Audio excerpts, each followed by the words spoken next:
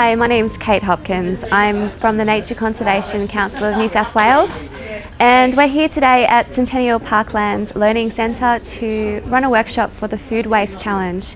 The Food Waste Challenge was started about 3 years ago in response to a study done by the New South Wales Government, and the study was about how people are wasting food, and they found that people are wasting a lot of food, about 800,000 tonnes in New South Wales alone per year from households.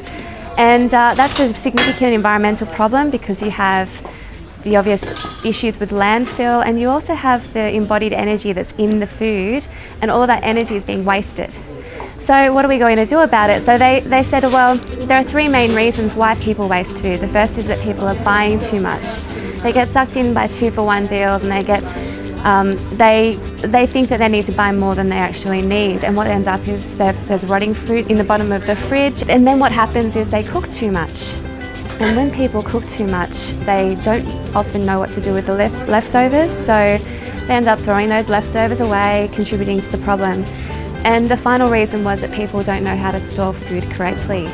And so if they're buying too much food, there is a way to manage that food, and what we're doing here today is a pickling workshop. So we've got our pickling presenter today, our facilitator Kate Walsh, who's been helping us get a grasp on the basics of how to store some of your surplus food. So my name's Kate Walsh. I'm here as the Food Waste Challenge in Centennial Park on Saturday morning, working with a whole bunch of amazing local people talking about food waste as part of the Food Waste Challenge.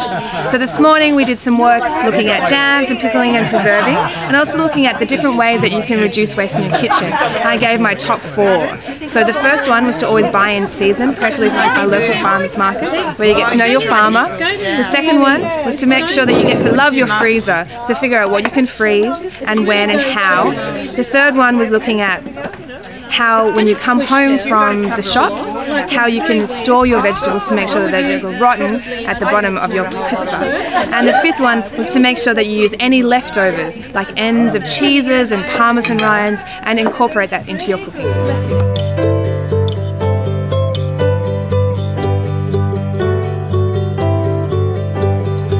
So that's what we're talking about today, and it's been really fun. We've got about 25 people here from the local community who are really engaged in the topic today.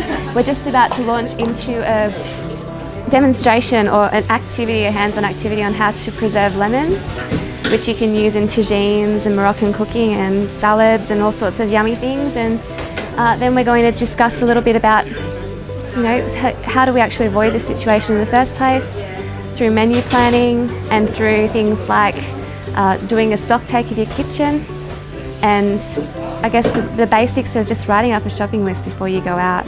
Don't shop hungry. So these are a few tips that we're trying to remind people of. I think people know these things, but it's just a matter of sort of getting that back into the consciousness and spreading the word amongst the community that this is something that needs to change, and that, you know, each one of us bit by bit can change that. So for more information on the Food Waste Challenge, look for the Nature Conservation Council website.